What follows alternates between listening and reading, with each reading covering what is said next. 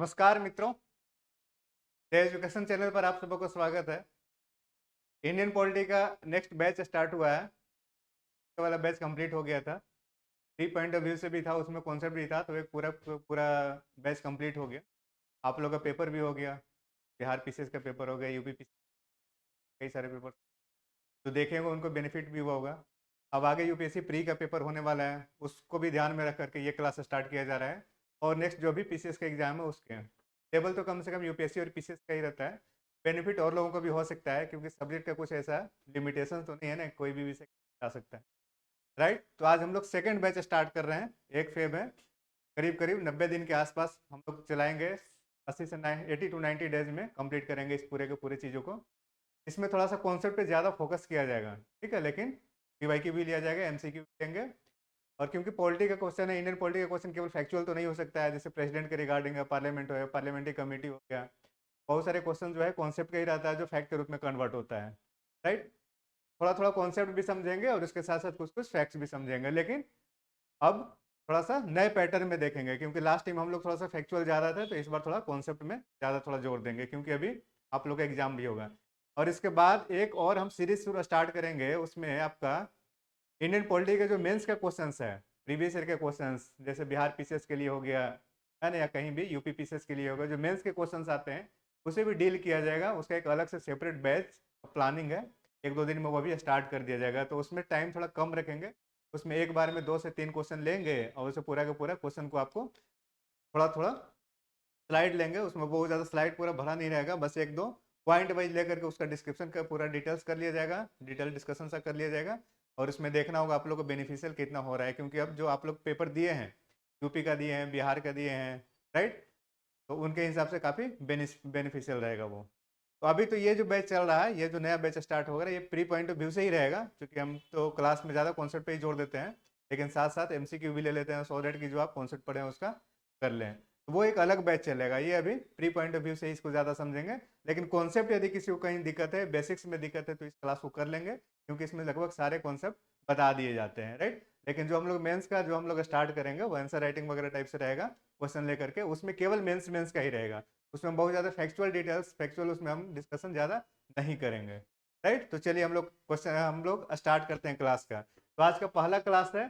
पहला क्लास में हमने बहुत कुछ नहीं लिया है, लेकिन कम से कम टर्मिनोलॉजी है उसको आप लोग देख लीजिए, ठीक है, क्योंकि इंडियन पॉलिटी में कुछ कुछ होता है, संवैधानिक क्या होता है, असंवैधानिक क्या होता है, गैर संवैधानिक क्या होता है, ये सब सारी चीज़ें, सांविधिक क्या होता है, स्टेचुटरी क्या हुआ, एडमिनिस्ट्रेटिव क्या हुआ, कौन सी बॉडी एडमिनिस्ट्रेटिव है, कौन सी बॉडी कॉन्स्टिट्यूशनल है, कौन सी बॉडी स्टेचुटरी है, इस टाइप से क्वेश्चन आते हैं।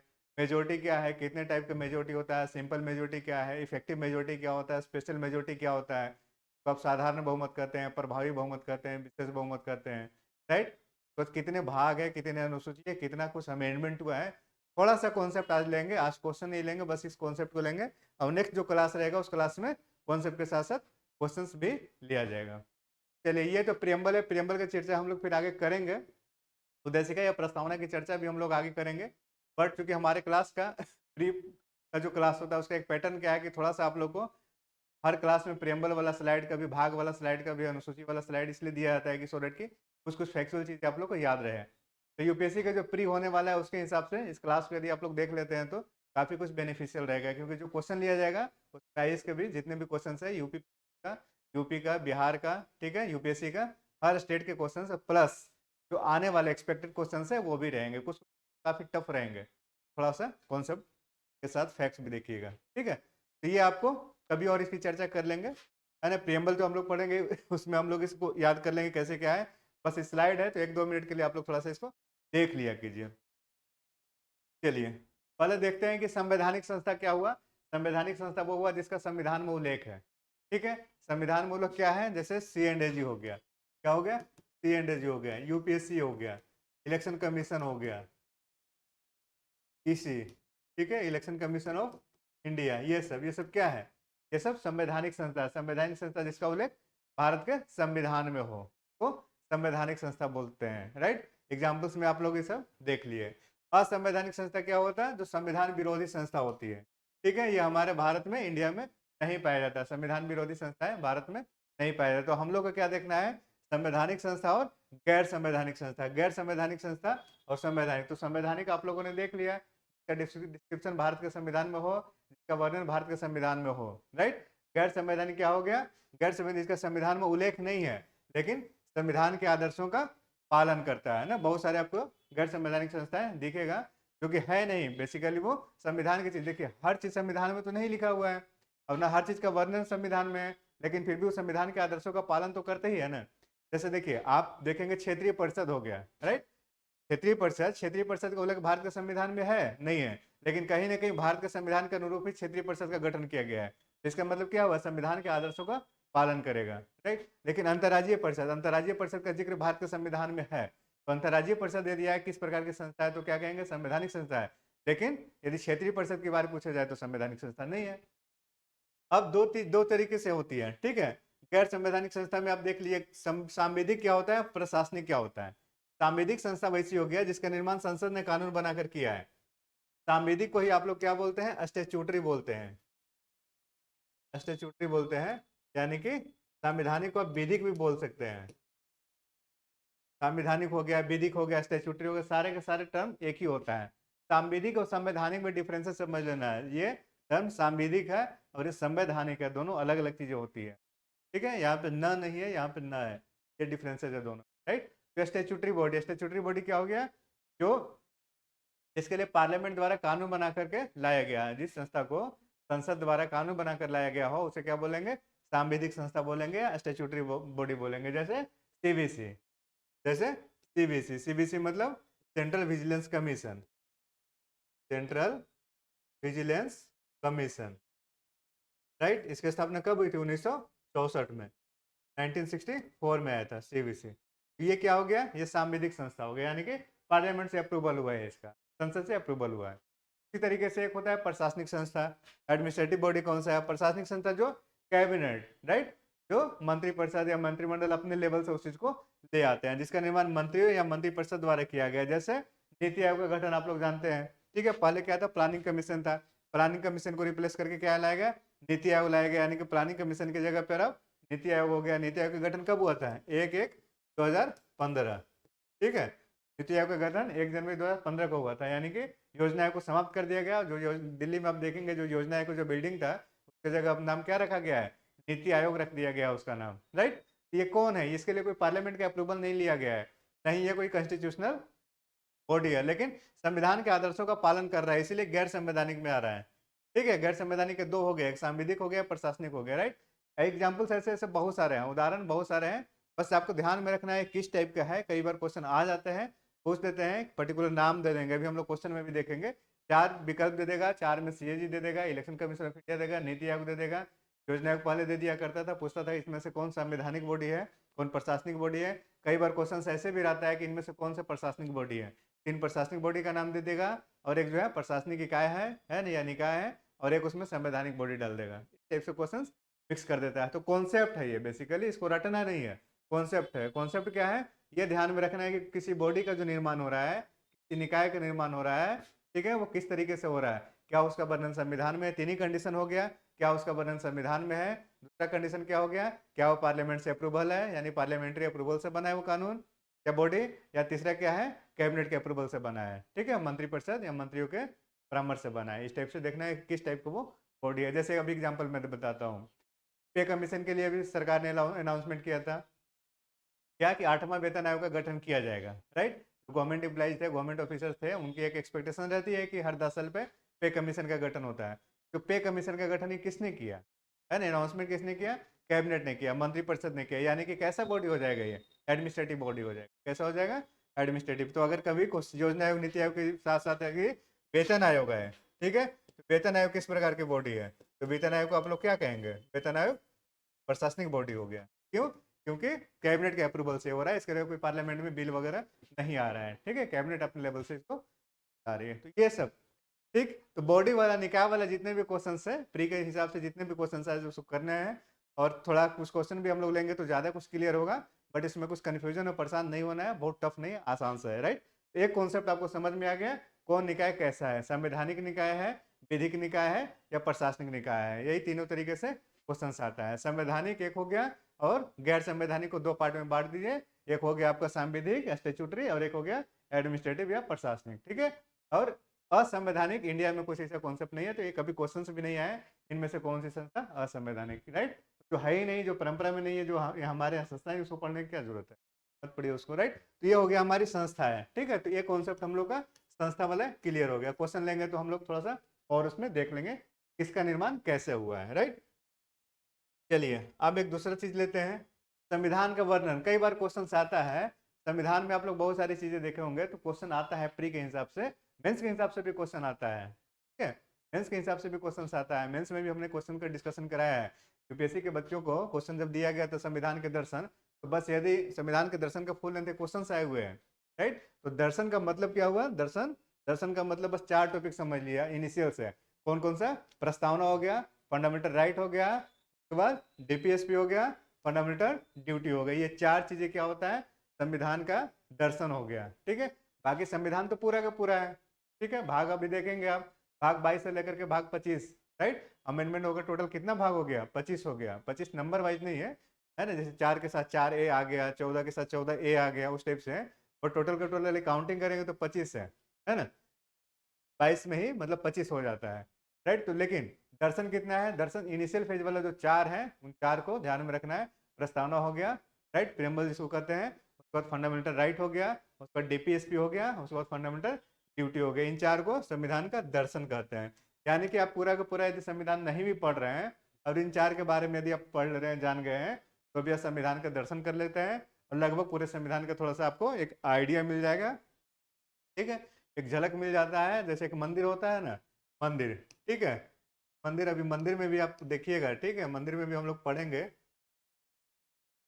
क्योंकि हिस्ट्री में आर्ट एंड कल्चर वाला जो पोर्शन आता है यूपीएससी प्री के हिसाब से काफी इंपॉर्टेंट होता है, तो उसकी भी क्लास लिया जाएगा, ठीक है। उसमें आप लोग को कंप्लीट करा दिया जाएगा आर्ट एंड कल्चर, जहाँ पे ज्यादा लोग फंसते हैं। तो ये क्या हो गया, एक गर्भगृह हो गया, ठीक है। गर्भगृह में यहाँ पे कौन है, गॉड है, तो गॉड के दर्शन करते हैं ना। ये तो मंदिर के हिसाब से हो गया। अगर इसी को अगर पूरा का पूरा एक अगर आप संविधान कहेंगे, संविधान कहा जाए कि संविधान का दर्शन करना है, संविधान का दर्शन क्या करेंगे, 25 को 25 भाग पढ़ेंगे, 395 प्लस ऐड होकर के करीब 450 अनुच्छेद वो पढ़ेंगे, राइट। या फिर पर्टिकुलर कुछ पढ़ के दर्शन करेंगे। तो दर्शन करने के लिए क्या होता है, वो केवल गॉड को दर्शन करना है। तो यहाँ पे यही समझ लीजिए कि बेस है, ठीक है, ये बेस है और यही दर्शन है आपके संविधान का। अब क्या क्या है, प्रस्तावना, तो प्रस्तावना हम लोग को पूरा पढ़ेंगे। फंडामेंटल राइट का तो काफी दिन क्लास भी चलेगा। फंडामेंटल राइट में हम लोग को 1 बाई 1 आर्टिकल सारे पढ़ने हैं। डीपीएस पे हम लोग पढ़ेंगे, तो डीपीएस पे हम लोग आर्टिकल वाइज नहीं पढ़ेंगे, क्लासिफिकेशन करके पढ़ेंगे, कौन सा इसमें समाजवादी है, कौन सा इसमें गांधीवादी है, ठीक है। इस टाइप से क्लासिफिकेशन करके पढ़ेंगे, लेकिन आर्टिकल्स वहाँ भी याद करना है हम लोग को। और फंडामेंटल ड्यूटी हम लोग 11 के 11 हम लोग को ऑर्डर वाइज देखना है, क्योंकि पूछता है कि इनमें से कौन सा फंडामेंटल ड्यूटी किस ऑर्डर पे है। क्वेश्चन आ रखा है, यूपीपी से क्वेश्चन आया था, 3rd नंबर के क्वेश्चन को उठा के दिया गया, फंडामेंटल ड्यूटी किस ऑर्डर में ये है, ठीक है। तो यहाँ पे थोड़ा सा इन चारों का इंपॉर्टेंस है, हर आर्टिकल को हम लोग को देखना, जानना, पढ़ना है। तो ये हो गया संविधान का दर्शन। मेंस में क्वेश्चन आता है, मेंस में क्वेश्चन हम लोग डिस्कस किए थे बच्चों के साथ, उसमें क्वेश्चन आया था संविधान के दर्शन का। मैंने देखा कि कुछ लोगों ने तो टच कर लिया चारों पोर्शन, कुछ लोगों ने कम किया, कंफ्यूज हो गया कि दर्शन क्या है, के लिए थोड़ा सा आप लोग को बता दिए गए, राइट। प्रस्तावना, फंडामेंटल राइट, डीपीएसपी और मौलिक कर्तव्य आपके दर्शन हो गए। अब सरकार के गठन के बारे में पढ़िए, ठीक है। एक तीसरा चीज आता है, सेकंड कॉन्सेप्ट हो गया। थर्ड कॉन्सेप्ट में क्या होगा, सरकार का गठन। सरकार किससे, सरकार का निर्माण किससे होता है, या कई बार क्वेश्चन भी आते हैं, सरकार के कितने अंग होते हैं। सरकार के बेसिकली 3 अंग होते हैं। कौन कौन से, कार्यपालिका, विधायिका और न्यायपालिका, ठीक है।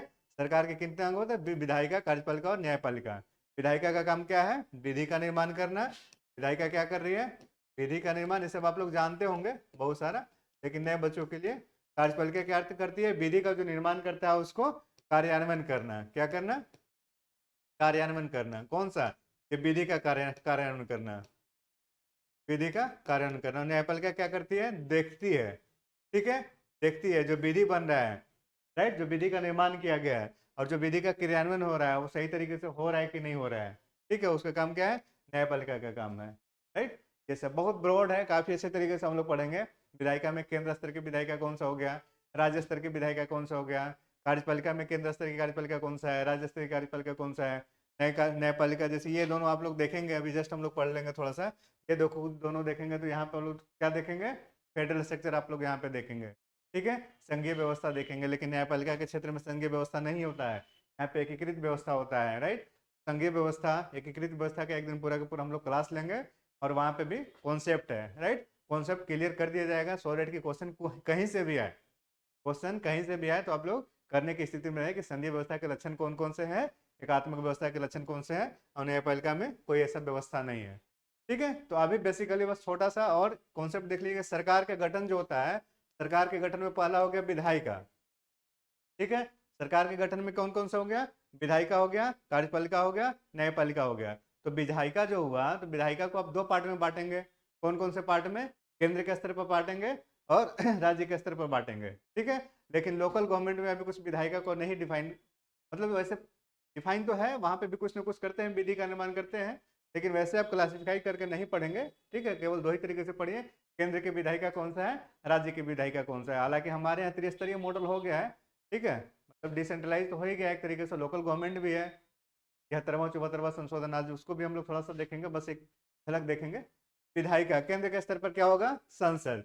तो केंद्र के स्तर पर संसद में कौन से दो बॉडी है, राज्यसभा और लोकसभा, यानी कि लोकसभा और राज्यसभा केंद्र के स्तर पर है।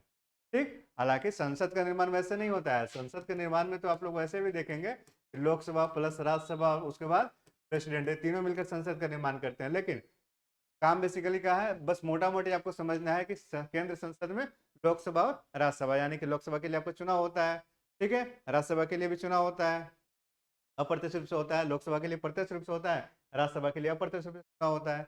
उसी तरीके से ये हो गया केंद्र, केंद्र के स्तर पर। तो राज्य के स्तर पर क्या बोलेंगे, केंद्र में इसको क्या बोल रहे हैं, संसद बोल रहे हैं विधायिका को। राज्य में क्या बोलेंगे, राज्य में विधानमंडल बोलेंगे, विधानमंडल बोलेंगे। अब विधानमंडल में क्या रहेगा, कई बार एक हाउस रहेगा, कई जगह दो हाउस रहेगा। ठीक है, तो इसको भी हम लोग क्लास करेंगे पूरा का पूरा कि कौन कहाँ कहाँ पे। ठीक है, विधान परिषद के साथ साथ विधानसभा के साथ साथ विधान परिषद भी है, और कहाँ पर केवल के केवल एक विधानसभा ही है। ठीक है, आज के डेट में 6 जगह जो है क्या है, विधान परिषद है, राइट। ये हो जाएगा, यानी कि विधानमंडल में विधानसभा और विधान परिषद। ठीक है, ये किसका पार्ट हो गया, इसे विधायिका का पार्ट हो गया। ठीक है, विधायिका का। उसी तरीके से जब आप कार्यपालिका पढ़ेंगे तो कार्यपालिका को भी आप दो स्तर पर देखेंगे, केंद्र के स्तर पर देखेंगे और राज्य के स्तर पर देखेंगे। तो केंद्र के स्तर पर कुछ भी देखेंगे, केंद्र के स्तर पर यानी कि लोकसभा और राज्यसभा, इनको हटा दीजिए, तो बाकी जो आप इसको देख रहे हैं केंद्र में जितना भी ऑफिसर देख रहे हैं, तो क्या हुआ, सब एग्जीक्यूटिव का पार्ट है, सब कार्यपालिका का पार्ट है। जैसे राष्ट्रपति, उपराष्ट्रपति, प्रधानमंत्री, मंत्रिपरिषद, केंद्रीय सेवाएं, आप लोग जो नौकरी करते हैं, ठीक है, या सेंट्रल गवर्नमेंट के कोई भी, सेंट्रल गवर्नमेंट का कोई भी ऑफिसर, क्लास 1 से लेकर के क्लास 4 तक, कोई भी कर्मचारी से लेकर अधिकारी तक, सब क्या है, सब है ना एग्जीक्यूटिव के पार्ट है। किसके पार्ट है, कार्यपालिका के पार्ट है। जो सरकार के लिए काम कर रहे हैं सब कार्यपालिका के पार्ट है। ठीक है, ये ध्यान में रखना है। और स्टेट का भी सब पार्ट माना जाता है। ठीक है, राज्य के स्टेट का जो डिफिनेशन आप देखेंगे फंडामेंटल राइट में आर्टिकल 12 में, और सेम डिफिनेशन आर्टिकल 35 में डीपीएसपी में, वहां पे भी देखेंगे आप तरीके से, है ना, बताया गया है। तो ये सब हो गया, राष्ट्रपति, उपराष्ट्रपति, प्रधानमंत्री, मंत्रिपरिषद और केंद्रीय सेवाएं, सब क्या हो गया, सब केंद्र का कार्यपालिका हो गया। उसी तरीके से तो राज्य के भी कार्यपालिका होंगे। तो राज्य की कार्यपालिका में कौन कौन से आएंगे, तो ऑब्वियस है एग्जीक्यूटिव का हेड एक हो गया राज्यपाल। ठीक है, राज्यपाल के बाद कौन कौन से हो जाएंगे, जो यूनियन टेरिटरी वाले स्टेट है वहां पे हो जाएंगे उपराज्यपाल। दिल्ली, दिल्ली में उपराज्यपाल कहला रहे हैं। तो राज्यपाल, उपराज्यपाल, मुख्यमंत्री, ठीक है, मंत्रिपरिषद, प्रांतीय सेवा, ये सब सारे हैं। प्रांतीय सेवा जितना है, या फिर स्टेट गवर्नमेंट के जितना नौकरी कर रहे हैं आप, जैसे स्टेट पीसीएस का आप एग्जाम दे रहे हैं तो आप भी एग्जीक्यूटिव का एक पार्ट हुए हैं, राइट। पीसीएस के थ्रू जा रहे हैं तो भी आप एग्जीक्यूटिव के पार्ट हुए हैं, एसएससी के थ्रू जा रहे हैं तो भी आप एग्जीक्यूटिव के पार्ट हुए हैं। यानी कि किसी भी तरीके से जो आप जा रहे हैं, यदि राज्य सरकार की नौकरी आप कर रहे हैं, चाहे किसी भी ग्रेड में कर रहे हैं, क्लास 1 से लेकर क्लास 4 तक, तो आप क्या कहलाएंगे, राज्य के कार्यपालिका का पार्ट कहलाएंगे। ठीक है, स्टेट के एग्जीक्यूटिव के पार्ट आप कहलाएंगे। लेकिन तीसरा चीज देखिए, न्यायपालिका। न्यायपालिका में क्या है, न्यायपालिका में केंद्र और राज्य के स्तर पर विभाजन नहीं किया गया है। न्यायपालिका में कैसा विभाजन किया गया है, न्यायपालिका एकीकृत व्यवस्था है। ठीक है, एकीकृत व्यवस्था मतलब क्या हो गया, सुप्रीम कोर्ट, सुप्रीम कोर्ट के ऊपर हाई कोर्ट, हाई कोर्ट के ऊपर डिस्ट्रिक्ट कोर्ट, डिस्ट्रिक्ट कोर्ट के नीचे क्या हो गया, ऊपर नहीं हुआ, कायदे से नीचे हुआ, मैं ऊपर बोल दिया। सुप्रीम कोर्ट के नीचे हाई कोर्ट, हाई कोर्ट के नीचे डिस्ट्रिक्ट कोर्ट, डिस्ट्रिक्ट कोर्ट के नीचे जो फर्स्ट सेशन जो जुडिशियल मजिस्ट्रेट होता है, सेकंड है ना क्लास जुडिशियल मजिस्ट्रेट होता है, इस तरीके से होते हैं। ठीक है, तो यहाँ पे आप अलग अलग नहीं, आप किया गया, यानी आप कहेंगे कि लेकिन सर एक चीज बताइए, पटना हाई कोर्ट है तो जरिस्डिक्शन तो उसका बिहार का ही है। बिल्कुल है, ठीक है, पटना हाई कोर्ट में, पटना हाई कोर्ट का जो जरिस्डिक्शन है बिहार का ही है, लेकिन वो डिफाइन, ठीक है, भारत के संविधान द्वारा नहीं किया गया है, ठीक है, वो सब एकीकृत व्यवस्था है, यानी कि पावर का एक तरीके से डेलीगेशन जैसा समझिए, ठीक है, पावर के एक तरीके से डेलीगेशन जैसे समझिए। इसलिए आप देखेंगे कि रिट वगैरह में खास करके आप देखेंगे ना, यदि सुप्रीम कोर्ट का ऑर्डर है तो सबको फॉलो करना है, सबको मानना है, राइट। जो इसने बोल दिया, हाई कोर्ट कभी भी डिसीजन जो इसके अगेंस्ट में नहीं देता सुप्रीम कोर्ट, यानी कि क्या है यहाँ पर एकीकृत व्यवस्था है। ये अपनी सुविधा के लिए किया गया है, क्या किया गया, अपनी सुविधा के लिए किया गया है। चलिए हाई कोर्ट है जहाँ जहाँ वो अपने क्षेत्र को देखें, लेकिन व्यवस्था क्या है यहाँ पे, एकीकृत वाली व्यवस्था है, ठीक है। हेड में सुप्रीम कोर्ट है, सुप्रीम कोर्ट के पावर जो है सुप्रीम ज़्यादा, उसके बाद पावर का एक तरीके से डेलीगेशन समझ लिया किसको मिला हुआ है, हाई कोर्ट को, उसके बाद डिस्ट्रिक्ट कोर्ट को, उसके बाद नीचे वाले कोर्ट को, ठीक। एकीकृत व्यवस्था नहीं है। लेकिन यहाँ पे क्या देखेंगे, देखिए आप यहाँ से ऐसे समझ लिए, संविधान हो गया, ठीक है, यहाँ पे संविधान को ऐसे समझिए, संविधान ने पावर दे रहा है यहाँ पे केंद्र को, तो ये संविधान पावर दे रहा है राज्य को, ये व्यवस्था समझ, राइट। लेकिन यहाँ पे डिफरेंट है व्यवस्था, एकीकृत व्यवस्था, ये संघीय व्यवस्था का लक्षण है।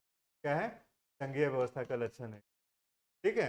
संविधान ही पावर दे रहा है केंद्र को, वही संविधान पावर दे रहा है राज्य को। हम लोग फेडरल स्ट्रक्चर में काफी कुछ चर्चा इसकी करेंगे, राइट। लेकिन भारत में जो न्यायपालिका की व्यवस्था है, सबसे टॉप में कौन सा रहेगा, सुप्रीम कोर्ट रहेगा, उसके नीचे हाई कोर्ट रहेगा, उसके नीचे डिस्ट्रिक्ट कोर्ट रहेगा, क्या रहेगा, एक तरीके से ऐसे हायरार्की से अपना नीचे जाता रहेगा, ठीक।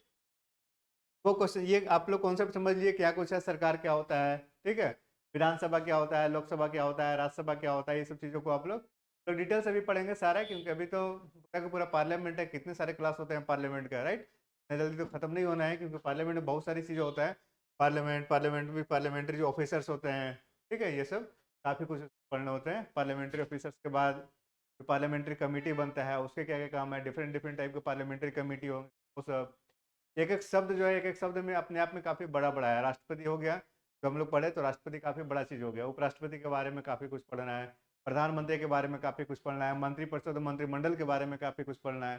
तो बस अभी तो बस केवल आप एक स्ट्रक्चर देख रहे हैं, ढांचा देख रहे हैं कि किसको सरकार कहेंगे, ठीक है, किसको विधायिका कहेंगे, किसे न्यायपालिका कहेंगे, सरकार का भारत में क्या स्वरूप है, केंद्रीय स्तर का एक सरकार होता है, राज्य स्तर का एक सरकार होता है, ये सब आप बस एक अपना है ना, एक मोटा मोटी ऊपर से बस चीज़ों को बस देखे हैं। इसी तरीके से एक कॉन्सेप्ट और देखिए, एक कॉन्सेप्ट और इंडियन पॉलिटिक्स में क्या आता है, मेजोरिटी का आता है, ठीक है। इंडिया में एक और कॉन्सेप्ट क्या आता है, क्या चलता है, मेजोरिटी का चलता है, बहुमत का। तो आपके दिमाग में ऑब्वियस आया होगा कि सर मान के चलिए 500 लोग बैठ रहे हैं एक हाउस में, ठीक है, 250 लोग एक हाउस में बैठ रहे हैं, 450 लोग या 550 लोग किसी हाउस में बैठ रहे हैं, लोकसभा में जैसे मान के चलिए 543 या 545 लोग बैठ रहे हैं, राज्यसभा में 250 लोग बैठ रहे हैं, तो कैसे डिसीजन कैसे लेते हैं, ठीक है। तो डिसीजन कैसे लिया जाता है, मेजोरिटी के बेस पे लिया जाता है, उसी को क्या कहते हैं, बहुमत कहा जाता है, मेजोरिटी को बहुमत कहा जाता है। तो डिफरेंट डिफरेंट टाइप के मेजोरिटी है, ठीक है, ये देखना है मेजोरिटी के टाइप, ठीक है, मेजोरिटी जो हो गया, मेजोरिटी के टाइप और किस सब्जेक्ट के लिए, और यहाँ पे आप देख लीजिए सब्जेक्ट, किस सब्जेक्ट के लिए कैसा मेजोरिटी चाहिए, ये सब आगे आपको पढ़ना होगा। यानी कि धन विधेयक के लिए कैसा मेजोरिटी चाहिए, वित्त विधेयक के लिए कैसा मेजोरिटी चाहिए, साधारण विधेयक के लिए कैसा मेजोरिटी चाहिए, संविधान संशोधन विधेयक के लिए कैसा मेजोरिटी चाहिए, किसी जज को हटाना है, राष्ट्रपति को हटाना है, ठीक है, आर्टिकल 249 के थ्रू राज्यसभा का जो पावर उसके लिए कैसा मेजोरिटी चाहिए, आर्टिकल 312 के लिए कैसा मेजोरिटी चाहिए। तो मेजोरिटी डिफरेंट डिफरेंट टाइप का है, ठीक है। कितने टाइप का मेजोरिटी भारत में यूज किया जा रहा है ना, इंडियन पॉलिटी में, तो उसको देखना है, राइट। तो बहुमत भारत में 3 टाइप का यूज किया जाता है, कितने टाइप का यूज किया जाता है मेजोरिटी, 3 टाइप का यूज किया जाता है, कौन कौन सा, सिंपल मेजोरिटी, इफेक्टिव मेजोरिटी और स्पेशल मेजोरिटी, यानी कि साधारण बहुमत और प्रभावी बहुमत और विशेष बहुमत, ठीक। साधारण बहुमत का मतलब क्या हुआ, मान के चलिए जैसे मोटा मोटी समझिए कि 250 सीट है किसमें, राज्यसभा में, ठीक है। चलिए मैं यहाँ पे आपको समझा देता हूँ पूरा।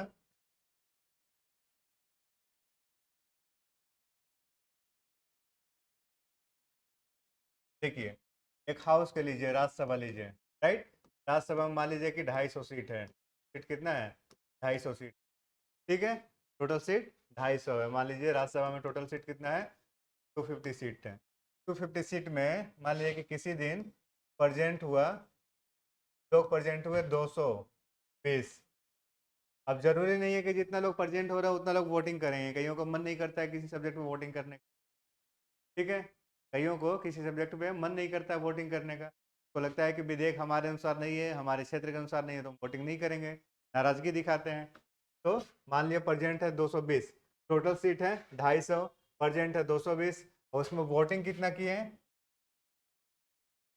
वोटिंग किए मान लीजिए कि 200, ठीक है। तो 200 जो वोटिंग किए हैं तो सिंपल मेजोरिटी आएगा, ठीक है। पहला आएगा सिंपल मेजोरिटी, किसको कहते हैं, सिंपल मेजोरिटी या फिर साधारण बहुमत।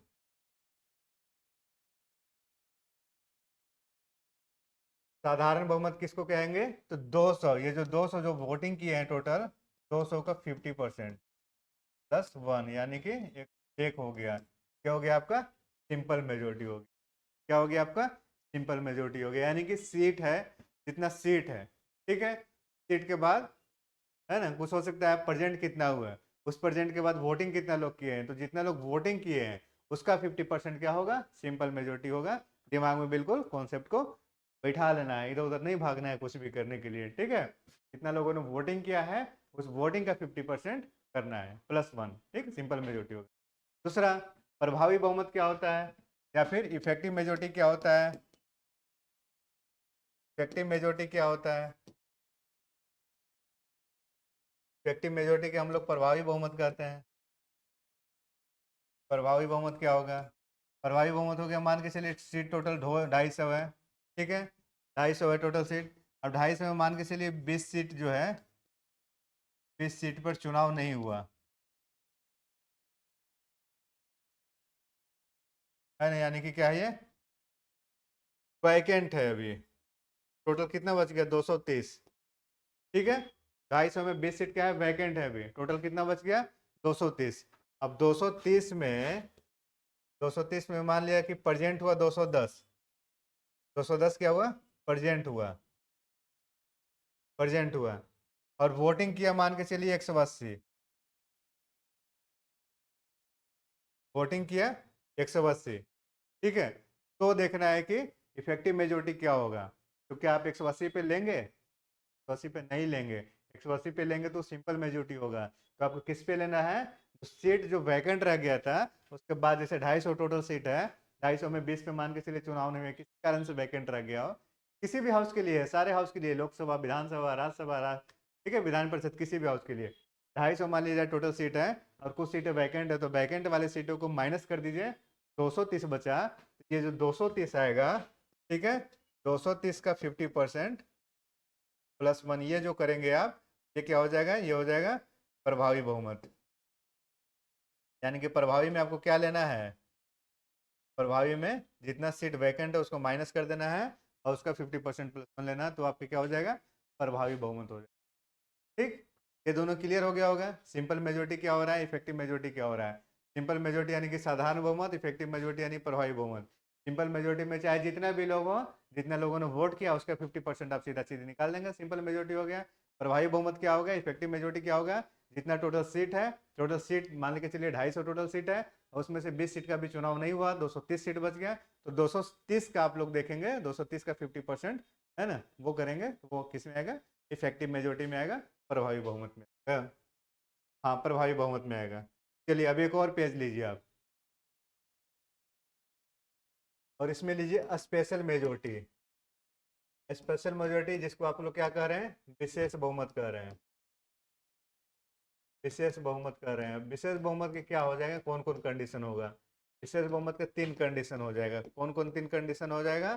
फर्स्ट टाइप, टाइप समझ लीजिए इसको, टाइप, तो टाइप समझ लीजिए, टाइप 1, टाइप 2, टाइप 3, ठीक है। स्पेशल मेजोरिटी या विशेष बहुमत किसको कहेंगे, टाइप से समझ लीजिए, राइट, टाइप से समझ लीजिए। मान के चलिए टोटल सीट 250, ठीक है, एक ही सीट, टोटल सीट कितना है 250, और ये टोटल सीट मान लीजिए, टोटल सीट कितना है 250, और 250 में मान के 250, 250 में मान लीजिए कि वोटिंग कितने लोगों ने दिया, वोटिंग मान के चलिए दिया 180 लोगों ने वोटिंग किया। फाइनल यहीं पे आना है हमें, वोटिंग कितने लोगों ने किया, वोटिंग 180 किया, और 180 का 2/3, 180 का 2/3 यानी कि कितना हो जाएगा, 120, 180 का 2/3, तो ये हो गया आपको फर्स्ट टाइप का, क्या हो गया, स्पेशल मेजोरिटी। क्या कहेंगे, special majority first type. First type की स्पेशल मेजोरिटी होगी।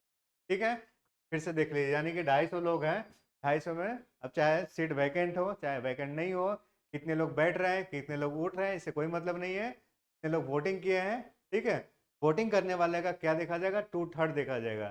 सिंपल में क्या देखे थे, वोटिंग करने वालों का 50% देखे थे, लेकिन यहाँ पे वोटिंग करने वालों का कितना देख रहे हैं, 2/3 देख रहे हैं।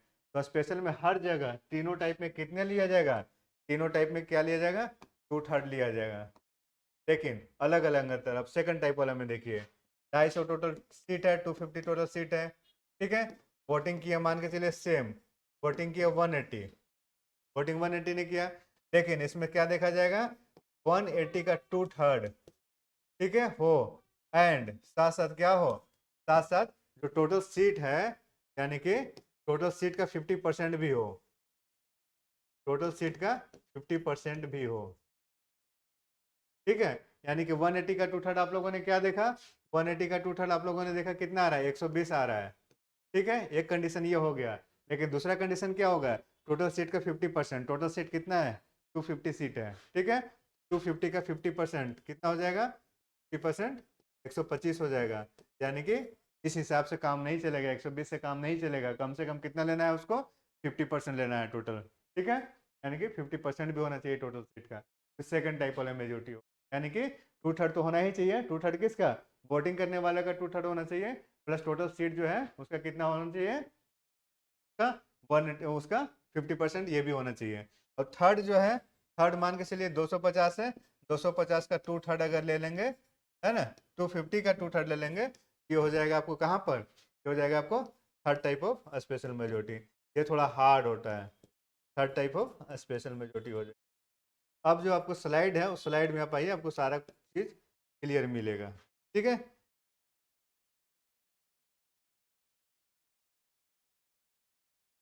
राइट, उसी चीज को बस थोड़ा सा वर्ड में लिख दिया गया। सिंपल मेजोरिटी क्या हो जाता है, उपस्थित और मतदान देने वाले सदस्यों की आधे से अधिक संख्या। ठीक, ये हो गया क्या, सिंपल मेजोरिटी, आपको इशू नहीं होगा, आपको अब समझ में आ गया होगा। राइट, और उसी तरीके से प्रभावी बहुमत जिसको बोलते हैं, ठीक है, कुल सदस्य संख्या माइनस रिक्ति, रिक्ति को वैकेंट कर दे, उसका 50% प्लस 1 जो है इफेक्टिव मेजोरिटी हो जाएगा। राइट, अब किसका कहाँ का यूज होता है हम लोग उसको देखेंगे। विशेष बहुमत क्या होता है, तीन टाइप का हो गया, उपस्थित और मतदान करने वालों का 2/3 बहुमत। ठीक है, उपस्थित और मतदान मान के चलिए उपस्थित 250 हुआ और वोटिंग करने वाला 240 ही हुआ। ठीक है, तो 240 का हम लोग लेंगे, तो मतदान करने वालों का 2/3 बहुमत, किसके लिए, एग्जाम्पल हम लोग देखेंगे कहाँ पे अभी होगा। उपस्थित और मतदान करने वाले सदस्यों का 2/3 बहुमत जो कुल सदस्य संख्या से आधे से कम नहीं हो। ठीक है, टोटल जो मेंबर्स है 250 का, उसका 50% से कम नहीं होना चाहिए। ये वाली तो कंडीशन रहेगा ही, 2/3 मेजोरिटी 2/3 मेजोरिटी, दोनों में 2/3 2/3 है, इसमें तो केवल 2/3 बहुमत हो गया वोटिंग करने वालों का, लेकिन यहाँ पे 2/3 बहुमत तो होना ही चाहिए, प्लस जो टोटल सीट है उसका 50% भी होना चाहिए। और थर्ड में हम लोगों ने क्या देखा, कुल सदस्य संख्या का 2/3 बहुमत हम लोगों ने देखा। ठीक है, यानी 250 है तो उसका 2/3 मेजोरिटी।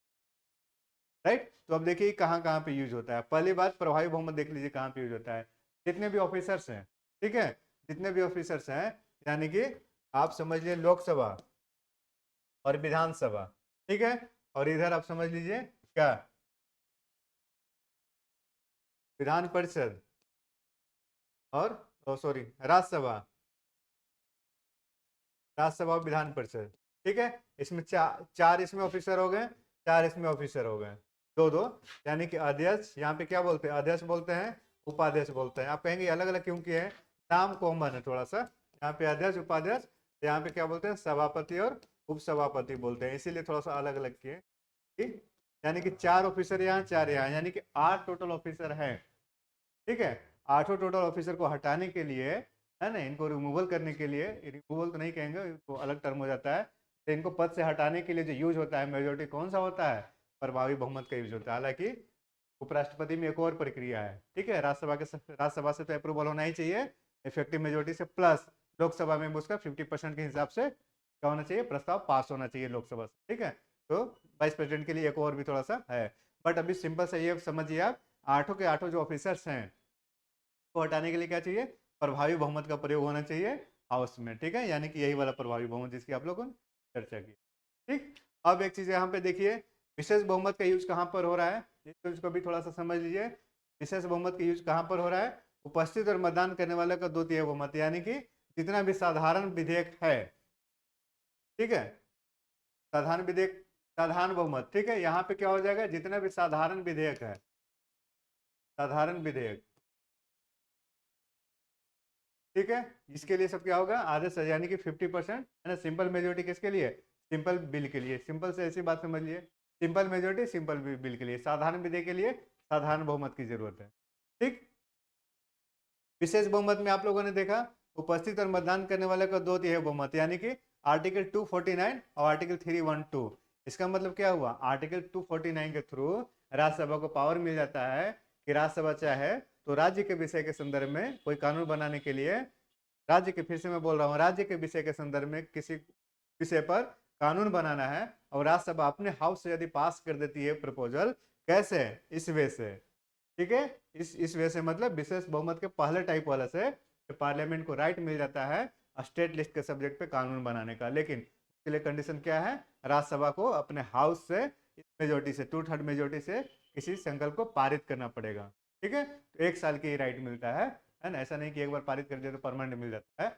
ये आर्टिकल 249 में मेंशन है, किसका है? ये राज्यसभा का पावर है। इस कंडीशन में आप यहाँ देखेंगे भी कि किस किस मामले में राज्यसभा का पावर लोकसभा से ज्यादा है, राइट। तो पहला आपका आर्टिकल ध्यान में रखना 249 के संदर्भ में आप देखेंगे कि राज्यसभा ज्यादा पावरफुल है लोकसभा की तुलना। पहली बात ये हो गया। दूसरी बात उसी तरीके से 312 समझिए, अनुच्छेद 312, ये आर्टिकल है सारा। अनुच्छेद 312 के संदर्भ में भी राज्यसभा को विशेष अधिकार है लोकसभा से। क्या अधिकार है? कि राज्यसभा चाहे तो ऑल इंडिया सर्विसेज का गठन कर सकती है अपने यहाँ से संकल्प पारित करके, लेकिन उसके लिए क्या करना होगा? 2/3 मेजोरिटी, यानी कि स्पेशल मेजोरिटी के फर्स्ट टाइप वाला कंडीशन से पास करना होगा संकल्प अपने यहाँ। तो ये आप देख लिए 249, 312। अब आप सेकंड टाइप वाला में देख लीजिए। सेकंड टाइप वाला जो स्पेशल मेजोरिटी है, ये कहाँ पे यूज होता है? तो जितने भी आप अधिकारी देख रहे हैं, कौन से अधिकारी? संविधान के, ठीक है, संविधान के जितने भी आप अधिकारी देख रहे हैं, कौन कौन से अधिकारी हो गए? 1-2 का मैं नाम गिरा देता हूँ, बाकी आप समझ लीजिएगा। कैग हो गए, कैग चेंडेजी हो गए, controller and auditor general, article 148 से लेकर 1 का जिक्र है, ठीक है। कैग हो गए, इलेक्शन कमीशन ऑफ इंडिया हो गए, ठीक है, ये सब फाइनेंस कमीशन हो गए, ये सब, इन सबको हटाने के लिए, ठीक है, इन सबको हटाने के लिए जो जज हो गए, क्या हो गए? जज हो गए, जज हो गए। जज किसका?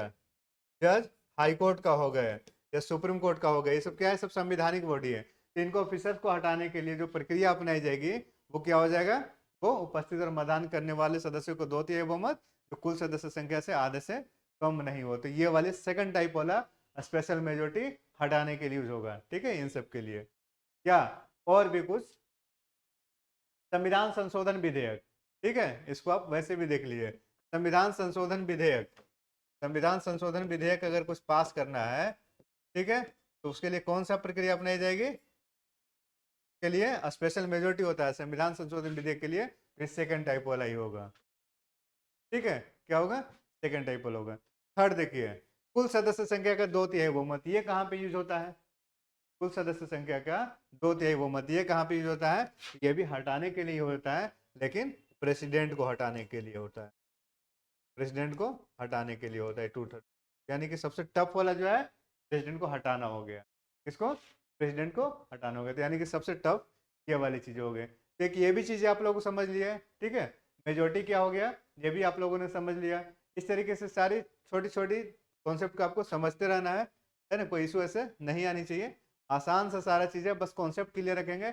अब चूंकि हम जब बाद में पढ़ेंगे पार्लियामेंट आप पढ़ेंगे या फिर स्टेट के लेजिस्लेटिव पढ़ेंगे, यानी कि विधानसभा पढ़ेंगे, राज्यसभा पढ़ेंगे, विधान परिषद पढ़ेंगे, कहीं भी कुछ भी पढ़ेंगे, तो वहाँ पे हम लोग जिक्र करेंगे कि यहाँ पे साधारण बहुमत का प्रयोग होता है, प्रभावी बहुमत का प्रयोग होता है। और जब हम ये बात कहेंगे कि विशेष बहुमत कौन सा, सेकंड टाइप वाला विशेष बहुमत, तो अब आपको दिमाग में स्पष्ट होना चाहिए, क्लियर होना चाहिए कि सेकंड टाइप वाला विशेष बहुमत क्या हो गया, फर्स्ट टाइप वाला विशेष बहुमत क्या हो गया, थर्ड टाइप का विशेष बहुमत क्या हो गया, ठीक है। अब टर्मिनोलॉजी में दिक्कत नहीं आनी चाहिए आपको। और नेक्स्ट जब आप क्लास व्लास करेंगे तो उसमें अगर हम सेकंड टाइप वाला स्पेशल मेजोरिटी कहेंगे तो उसमें आपको क्लियर होना चाहिए कि उपस्थित और मतदान करने वालों का 2/3 मेजोरिटी तो होना ही चाहिए, प्लस जो टोटल सीट है उसका भी 50% होना चाहिए, ठीक है। और दिमाग में बिल्कुल क्लिक करना चाहिए किसके लिए? हाई कोर्ट के जज, सुप्रीम कोर्ट के जज, election commission of India, C&AG, इन सबको हटाने के लिए ये सब प्रक्रिया अपनाई गई थी, सेकंड टाइप वाला स्पेशल मेजोरिटी। और थर्ड टाइप वाला स्पेशल मेजोरिटी किसके लिए? प्रेसिडेंट को रिमूवल करने के लिए, ठीक है, या प्रेसिडेंट पे जो आप लोग इम्पीचमेंट वगैरह करते हैं उस समय ये प्रक्रिया अपनाई जाती है, ठीक है। ये हो गया आपका मेजोरिटी। तो मेजोरिटी वाली चीज़ों को आप लोगों ने देख लिया, ठीक। अब आप चाहेंगे तो भाग को देख लीजिए, भाग कैसे कहाँ से कहाँ तक पहुँचा है और अनुसूची कहाँ से कहाँ तक पहुँचा, ठीक। भाग कहाँ से कहाँ तक पहुँचा है और अनुसूची कहाँ से कहाँ तक पहुँचा है, ये देख लीजिए। सिंपल सी बात ये ध्यान में रखना है, मूल संविधान में भाग कितना था? मूल संविधान में भाग 22 था, ठीक है। बट आज के डेट में क्या हो गया है? 25 हो गया है। इसी तरीके से मूल संविधान में कितना था? अनुसूची 8 था, बट आज के डेट में अनुसूची की संख्या कितना हो गया? 12। मूल संविधान में अनुच्छेद 395 था, आज के डेट में अनुच्छेद कितना हो गया? 448 हो गया। तो ये कैसे कहाँ से कहाँ तक ट्रांसफर हो रहा है, कैसे पहुँच रहा है, ठीक है, इसको थोड़ा सा हम लोग को जिक्र करना है, राइट। और जिक्र करने के बाद थोड़ा सा इस पे कई सारे क्वेश्चंस भी है, क्वेश्चंस को भी लेंगे, ठीक है। लेकिन भाग हम पूरा का पूरा पढ़ेंगे, अनुसूची भी हम पूरा का पूरा पढ़ेंगे। तो अभी आप लोग, अभी बस हम लोग को ये पढ़ना है कि भाग 22 से 25 कैसे हो गया, अनुसूची 8 से 12 कैसे हो गया। अनुच्छेद हम पूरा 395 से 448 पर जंप इसलिए नहीं करेंगे क्योंकि इतना इंपॉर्टेंट नहीं है। जो जो इंपॉर्टेंट आर्टिकल्स रहेगा उसे ही पढ़ा जाएगा, सारे के सारे आर्टिकल्स इंपॉर्टेंट नहीं है। जो इंपॉर्टेंट आर्टिकल्स है फंडामेंटल राइट का, DPSP का, फंडामेंटल ड्यूटी का, राइट, इन सबको हम लोग देख लेंगे। कुछ कुछ पार्लियामेंट और प्रेसिडेंट के रिगार्डिंग जो उधर आर्टिकल्स हैं, कुछ कुछ आर्टिकल्स हैं उसे देखेंगे, ठीक है। सारे के सारे आर्टिकल्स इंपॉर्टेंट नहीं है। और जो कुछ आर्टिकल जो ऐड हुए हैं, ठीक है, कुछ कॉन्स्टिट्यूशनल अमेंडमेंट है उसको हम लोग देखेंगे खास करके। तो के बाद वाला अमेंडमेंट जो है ना वो सब थोड़ा सा इंपॉर्टेंट होता है। तो अब देखते हैं भाग 22 से 25 कैसे हुआ, अनुसूची 8 से 12 कैसे हुआ, और 395 से 448 वाला जंपिंग हम लोग नहीं देखेंगे, ठीक है। संविधान के भाग में संशोधन, भाग में कैसे कैसे संशोधन हुआ इसको देखते हैं, और फिर जब हम लोग पूरा का पूरा भाग देखेंगे उस समय भी इसको थोड़ा सा हम लोग रिकॉल कर लेंगे, राइट। तो अभी बस केवल नटशेल में देख लेते हैं थोड़ा सा। यानी कि देखिए भाग टोटल कितना है? 22, ठीक है। अब 22 से हम लोग को पहुंचाना कहाँ पे है? 25 तक है, ठीक है। तो 22 माइनस 2 करिए तो कितना हो जाएगा? 20। अब ये दो कौन सा डिलीट होगा? तो भाग 7 और भाग 9 समाप्त हो जाएगा। कौन सा अमेंडमेंट था? 7वां संविधान संशोधन था 1956 के द्वारा। भाग 7 और भाग 9 को डिलीट कर दिया जाएगा, ठीक है। तो डिलीट हो गया तो 20 हो गया, भाग कितना बचा? 20। लेकिन 20 से हमें जंप कराना है 25 तक, यानी कि +5 करना पड़ेगा तब ना यहाँ पे आएगा 25। +5 होगा तब 25 आएगा। तो +5 कौन कौन सा होगा? तो +5 ये होगा, ठीक है। +5 कौन कौन सा रहेगा? तो 42वां संशोधन द्वारा, 42वां संविधान संशोधन 1976 द्वारा दो भाग जोड़ा जाएगा। कौन सा दो भाग? भाग 4A, भाग 14A, ठीक है। भाग 4A और भाग 14A। भाग 4A में क्या है? भाग 4A में आपका फंडामेंटल ड्यूटी है। भाग 14A में क्या है? भाग 14A में आपका ट्रिब्यूनल है, ठीक है। ट्रिब्यूनल की जिक्र किया गया है। तो दोनों अमेंडमेंट हुआ था, ऐड हुआ था दो आर्टिकल्स 42वां संविधान संशोधन द्वारा, ठीक है। भाग दो ऐड हुआ था, आर्टिकल नहीं है, भाग है 76 द्वारा। उसके बाद तीन और भाग लगातार है, 9, 9A और 9B। लेकिन अमेंडमेंट उसका कौन कौन सा है? 73वां संविधान संशोधन, 74वां संविधान संशोधन और 97 कॉन्स्टिट्यूशनल अमेंडमेंट 2011, ठीक है। ये किससे रिगार्डिंग है? ये किससे रिगार्डिंग है? आपका पंचायत के रिगार्डिंग हो गया, ये आपका नगर पालिका के रिगार्डिंग हो गया, और ये आपका सहकारी समिति के रिगार्डिंग हो गया, ठीक है। कोऑपरेटिव कमेटी के रिगार्डिंग हो गया। यही चीजें हैं, यानी कि तीन भाग क्लियर हो गया होगा। 7वां संविधान संशोधन के द्वारा क्या हुआ? भाग 7 और भाग 9 डिलीट हो गया। तो 22 में से 2 घटा दीजिए, कितना बच जाएगा? 20 बच जाएगा। और 20 से फिर आपको जंप कहाँ कराना है? 25 तक, यानी कि 5 और भाग ऐड होंगे। 5 भाग में 2 भाग कहाँ से ऐड हो रहे हैं? भाग 4A और भाग 14A। तो 2 ऐड हो रहे हैं, किससे ऐड हो रहे हैं? 42वां संविधान संशोधन 1976 द्वारा 2 भाग ऐड हो रहे हैं, ठीक है। भाग 4A, भाग 14A। भाग 4A क्या है? फंडामेंटल ड्यूटी है। और भाग 14A क्या है? ट्रिब्यूनल है, ठीक है। आर्टिकल 323 में वो, और इसके लिए आर्टिकल 51A है। सारा के सारा मैं नहीं लिख रहा हूँ, इसलिए लोग इसके हम लोग डिटेल्स में चर्चा करेंगे अभी।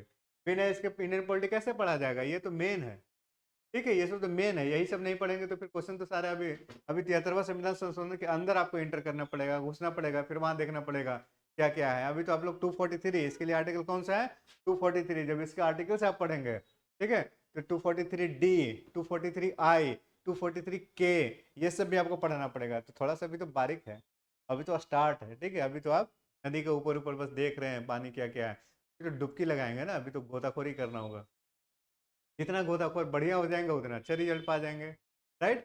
तो दो आप लोगों ने आर्टिकल ऐड कर लिया, 22 से 2 माइनस किया तो 20 बचा था, 20 में 2 ऐड कर लिया, कौन सा, 4A 14A आप लोगों ने ऐड कर लिया, 22 हो गए। अब 3 आपको और ऐड करना हो, बड़ा सिंपल सा आसान सा है। 3 कौन सा है, 9, 9A 9B, यही 3 है। और ये भी आसान है, सब्जेक्ट भी कौन सा, 9, 9A 9B। तो 9 कौन सा हो गया, पंचायत, 9A कौन सा हो गया, नगर पालिका, 9B कौन सा हो गया आपको बताइए, सहकारी समिति। लिखना पड़ेगा क्या सब,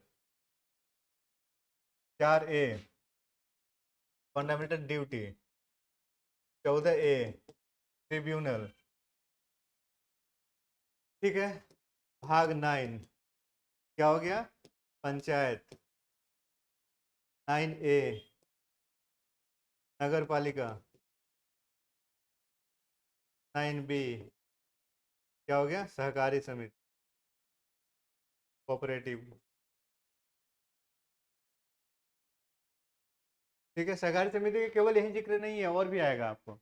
और अमेंडमेंट कौन सा हो गया, पंचायत के लिए 73वां संविधान संशोधन 1992 में, नगर पालिका के लिए भी 74वां संविधान संशोधन, लेकिन ईयर 1992 में, यानी कि दोनों का ईयर 1992 ही रहेगा। आया है, एग्जीक्यूट हुआ जाकर 1993 में, ठीक है, एक 24 अप्रैल से और 1 जून में, 1 जून से। 73वां संविधान संशोधन भाग 9, और भाग 9 है 74वां संविधान संशोधन। और सहकारी समिति के लिए कौन सा आया था, बाद में आया था 97वां संविधान संशोधन 2011, ठीक है। तो इससे भाग 9 भी जुड़ा। ये आपका भाग हो गया, राइट, कोई दिक्कत नहीं होनी चाहिए। पार्ट आपका पूरे का पूरे याद हो गया। कैसे हमने बस यही देखा है कि कैसे यहाँ से यहाँ तक जंप किया, यानी कि 22 से 25 में कैसे कन्वर्ट हुआ। तो 22 से 25 में सीधे कन्वर्ट नहीं करेंगे, 22 से पहले 20 पर आएंगे, ठीक, और 20 से फिर 25 पर जाएंगे, राइट। उसी तरीके से अनुसूची है, ठीक है, अनुसूची है। अनुसूची टोटल कितना था, टोटल शुरू में कितना अनुसूची था, टोटल 8 था। और आज के डेट में कितना है, आज के डेट में अगर कहेंगे कितना अनुसूची है, टोटल 12 है, यानी कि 8 से 12 तक आपको पहुंचाना है। तो इसमें सीधा है, 8 से सीधा 12 आपको जंप कर देना है, यानी कि ओबियस है 9वीं अनुसूची, 10वीं अनुसूची, 11वीं अनुसूची, 12वीं अनुसूची जुड़ेगा। कैसे कैसे जुड़ेगा उसको देख लीजिए, सिंपल सा है। फर्स्ट अमेंडमेंट 1951, पहला संविधान संशोधन 1951 में 9वीं अनुसूची जोड़ा था। 9वीं अनुसूची हमने बस लिख दिया है संपत्ति के अधिकार है ना को हटाने वगैरह के लिए, लेकिन ये काफी बड़ी है, ठीक है। 9 शेड्यूल की चर्चा आप जब करेंगे तो काफी अभी लंबे तरीके से हम लोग करेंगे, फंडामेंटल राइट में भी करेंगे, कई जगह उसका जिक्र आएगा, ठीक है। लेकिन अभी देखना है तो ऐड कौन सा हुआ, 9वीं सूची ऐड हुआ इसमें, ठीक है। उसी तरीके से 52वां संविधान संशोधन 1985 क्या है था, 10वीं अनुसूची दल बदल, ठीक है। 10वीं अनुसूची दल बदल किसके लिए, 1985, 52वां संविधान 52वां संशोधन 1985 में। अब ये सब क्या है, ये सब अनुसूची है, 9वीं 10वीं 11वीं 12वीं। और उसी तरीके से 73वां 74वां वहां पे आप लोगों ने देखा था भाग के लिए, भाग 11 और 12 के लिए, तो भाग 9 और 9A के लिए। उसी तरीके से आप यहाँ अनुसूची देखेंगे, अनुसूची 11वीं अनुसूची और 12वीं अनुसूची, यानी कि एक हो गया पंचायत और एक हो गया आपका नगर पालिका, ठीक। तो आप लोगों ने देख लिया यहाँ पे अनुसूची, क्या देखा, फर्स्ट अमेंडमेंट 1951 द्वारा 9वीं अनुसूची आया, और उसके बाद 52वां संविधान संशोधन 1985 द्वारा 10वीं अनुसूची आया दल बदल के रिगार्डिंग। और उसके बाद 73वां संविधान संशोधन सेम ही होगा, या पंचायत या नगर पालिका का हो। मैंने बताया कि सब अमेंडमेंट कई जगह इफेक्ट किया है, आर्टिकल्स में किया, भाग में किया, अनुसूची में किया, सब जगह पढ़ना होगा। तो वही ये दोनों तो आपको याद हो गया। 73वां संविधान 1992 द्वारा क्या किया गया, 11वीं अनुसूची भी ऐड हुआ, ठीक है। 11वीं अनुसूची किससे रहेगा, पंचायत के रिगार्डिंग रहेगा। और 74वां संविधान संशोधन जो है किसके लिए रहेगा, 12वीं अनुसूची नगर पालिका के लिए रहेगा, राइट। किसी को कोई दिक्कत, कंफ्यूज नहीं करना है, मैंने ज़्यादा कुछ नहीं बताया कन्फ्यूजन के लिए। आपको भाग भी बहुत थोड़ा सा बताया है, अनुसूची भी थोड़ा सा बताया, इसलिए बताया है कन्फ्यूज ना हो।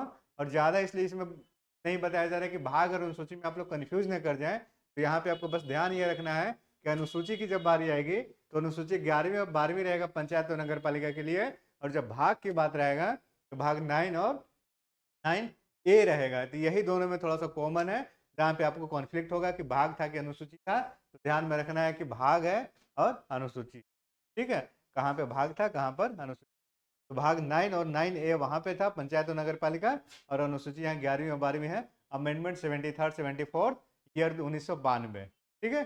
ये था भाग हो गया, अनुसूची हो गया। तो इतना आप लोगों ने देख लिया आज के क्लास में। बाकी अभी हम लोग आगे डिटेल्स चर्चा करेंगे थोड़ा सा, ठीक है। ये एक संस्था जो है द एजुकेशन ऐप, ठीक है। द एजुकेशन ऐप का बहुत सारी चीज़ें आपको फ्री में वहाँ पे मिल जाएंगे, फ्री कोर्सेज अवेलेबल है उसमें। जाएंगे फ्री मटेरियल में, तो फ्री मटेरियल में आपको बहुत सारे PDF मिल जाएंगे, और जो लेक्चर्स ये सब हो रहे हैं ये सब उसमें भी आ जाते हैं, ठीक है। तो यदि किसी, वैसे तो आप यूट्यूब पे जा ही सकते हैं, यूट्यूब पे सब कुछ रिकॉर्ड में है ही, लेकिन यदि सिस्टमेटिक कुछ चाहते हैं कि यदि मुझे PDF भी मिले, ठीक है, वर्ड फॉर्म में भी मिले, तो आपको वहाँ पे भी मिल जाएंगे, है ना। फ्री मटेरियल में आप वहाँ जा करके एंजॉय कर सकते हैं, ठीक है। और ये चैनल है, बाकी ये आपको सब लिखा हुआ है, कोई लिखते हैं बोलते भी रहते हैं, बाकी अपने हिसाब से चैनल के थ्रू एक बार जा सकते हैं, है ना। यानी कि ऐप के थ्रू आप जा सकते हैं, वहाँ पे फ्री चीज़ें हैं तो उसको एंजॉय कर सकते हैं। तो नेक्स्ट क्लास में हम लोग फिर नया टॉपिक लेकर के वो कंटिन्यू करेंगे। Thank you so much class के लिए, थैंक यू।